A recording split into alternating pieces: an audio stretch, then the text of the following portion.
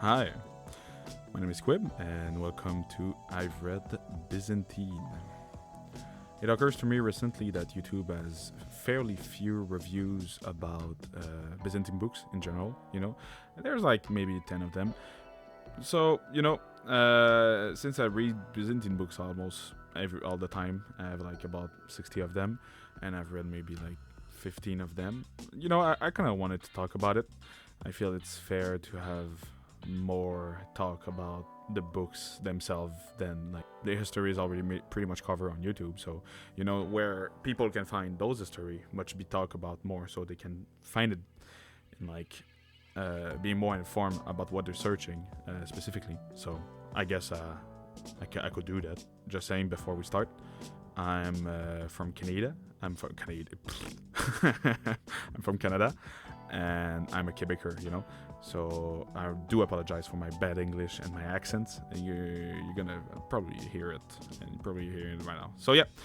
Anyway, let's start with the review itself. So today we're talking about the Byzantine history in the 11th century, a brief introduction by Aline Stephenson. So it's a fairly good book. It's an introduction, I'll tell you that much. It's a book you can really easily find on Amazon. It's a book. It's the book with the Monomachos crown on it. Easy to find. It's like $8 Canadian or $6 American. So fairly cheap.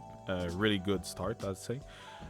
What the book is about, basically, it's a recounting of what Michael Psellos talks about. So their introduction she does. Michael Psellos and Anna Komnenos, I'll say. She started the books with Basil II, and I think it's the death or a brief introduction on him. It's been a while since I read the book. I'm doing it a bit from memory. But she talks about Basil II, and she ends with Alexios, Komnenos I. So this is like the 11th century. She basically talks about the decline of where after Basil II's peak. And she kind of recounted it in a broader, less nuanced sense, I'll say. So that's pretty much what you're gonna have for the book itself, in its totality. It's a recounting of what's happening, simple recounting, not doing too much nuances, a narrative, following a narrative with what she understands, which I think she does understand generally pretty good, I think. It's pretty newbie stuff. I'll say. If you're I've been studying the Byzantine story for like 5 years. So stuff she talks about, I already knew it because I didn't buy the book at the start. I bought the book like maybe 3 years in, just because I was interested. So it's pretty simple. It's fairly open to everybody. So that's pretty good. I'll say that's pretty good. The book is about like 78 pages. So you're not getting you're not getting the best precision and the best nuance. So I just want to make that clear. But for someone new, it's really good. I have like opinions about the book. I have like two stuff I maybe want to touch real quick which I think it's more interesting for if you're wondering if you should buy the book. So first of all, if you're completely new to Byzantine history, the book has a fantastic bibliography and a table of content, which is really nice.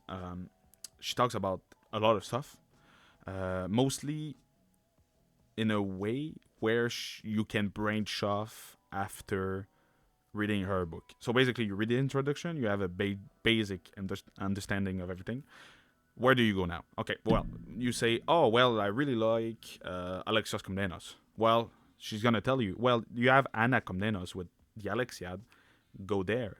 That's good. And she comment on it like, oh, Anna Komnenos is like this woman who is an historian who wrote this about her father. There. Brief comment, but helps you figure out where you need to go. And that's really good. And she talks about Michael Psellos too. She talks about Anna Komnenos. And not only that, so she talks about primarily sources, yeah. But also she talks about big history of this day and age, which example you have Anthony Cadelis, John Halden, John Julius Norwich, yeah. So that's pretty good, You can that's just three examples. You can branch off for there. So you're not at a loss when you finish reading. You're not like just looking everywhere, buying a $60 book, and then, oh no, that's not what I wanted. No, no. You have a basic idea of where you could go and to whom you should follow and read the books of. So that's extremely good in my opinion. It's like that's a really friendly approach to everybody who is introducing themselves to Byzantine history. So big plus. There's another thing though, and that's more for newbies, maybe. So you don't. I think it's by newbies. It's not. It's not. I'm not trying to say newbies as a bad thing. I think it's just the name, you know. So new people, I guess. I use that. The only thing you need to maybe understand, and since she's following the narrative of Michael Psellos and Komnenos, you put a bit of grain of salt into your reading, because it is a narrative.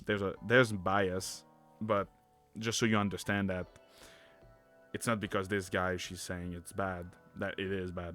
And also, I don't think that's the point. So yeah, so put a bit of grain of salt. Example, she talks about Monomachos, Constantine IX Monomachos. Michael Psellos talks about him about like he's this kind of good diplomat, and also pretty nice to the people generally. And he's a very lucky guy who, even though he's pretty bad at the affair state, kind of figure out how to pass 3 big crises. So, you know, she's going to talk about him a bit, like Michael Psellos talk about him. Like, oh, he's kind of bad, but he has some quality, I guess. But it's not really the case. It just, to be fair, the last point is not that bad, to be fair. It's just, I'm just me saying it, you know, so you don't get preconceived ideas that you may refrain yourself from discovering something you may like, you know. So that's pretty much it. It's a pretty fair short like video or slash podcast, I guess. I don't think it's a podcast. I mean probably a podcast, I don't know, but it's pretty short. So thank you for listening. I'll publish more soon. I just need to figure out which book I'm gonna talk about, but like I said, I have a bunch I've already read, so I'll talk about them. I just want to test this pet project with this video starting. So yeah, if you want to hear me talking about the other ones, do subscribe. That'd be really nice.